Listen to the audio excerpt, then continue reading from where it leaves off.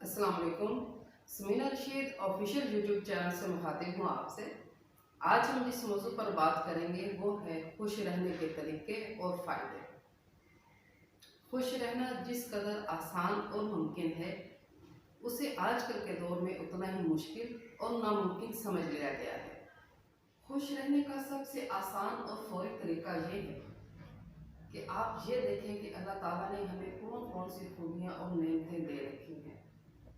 हर इंसान की ज़िंदगी में अल्लाह ताला ने बेशुमार खूबियाँ और नेमतें उसे दे रखी होती हैं।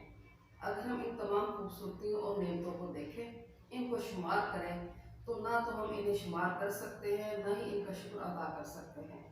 लेकिन हम इनको सोचकर शुमार करके खुश ज़रूर रह सकते हैं। सबसे बड़ा करम और फजल अल्लाह ताला का ये है कि उसकी बेशुमार मखलूक़ात में से अल्लाह ताला ने हमें इंसान अशरफुल मखलूक़ात बनाया। मज़ीद एहसान ये फरमाया कि अल्लाह ताला ने हमें अपने महबूब हज़रत मोहम्मद मुस्तफ़ा सल्लल्लाहु अलैहि वसल्लम का उम्मती बनाया। ये बहुत ही करम और फजल की बात है। अल्लाह ताला ने खुशी बांटने में रखी है, इस बात को हमेशा याद रखिएगा। बांटने में आप मुस्कुराहट भी बांट सकते हैं, हौसला बांट सकते हैं, जिस पर ना कुछ पैसा लगता है और ना कुछ ज़्यादा तवानाई खर्च होती है। आपकी जो कुछ आपके पास है, आप उसको बांटने में दूसरों के साथ मिलजुल कर इस्तेमाल करने में यकीन रखें। खुशियाँ आपके घर का रास्ता देख लेंगी इंशाल्लाह। दूसरा अहम असूल ये है कि अल्लाह ताला ने खुशी बेगर्ज होने में रखी है। जब हम मफाद और गर्ज वाबस्ता कर लेते हैं तो हमारी खुशियों में कमी आ जाती है। बेगर्ज होकर तकसीम कीजिए, बेगर्ज होकर ज़िंदगी गुजारिए। अगर कि मोहब्बत करनी है तो बेगर्ज होकर कीजिए, किसी का साथ देना है तो बेगर्ज होकर कीजिए। जब हम अपने ज़ाती मफाद और ज़ाती गर्ज सामने ले आते हैं तो हमारी खुशियों में कमी शुरू हो जाती है।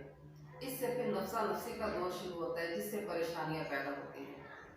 खुश रहने के लिए अपनी ख्वाहिशात को कम कीजिए। इस सिलसिले में कनात एक बेहतरीन असूल है जो हमारा दीन हमें सिखाता है।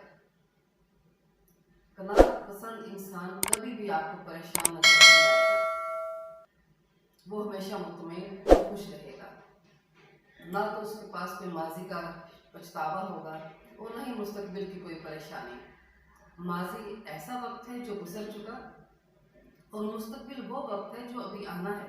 लिहाजा वो शख्स अपने हाल में रहेगा और मुतमईन रहेगा।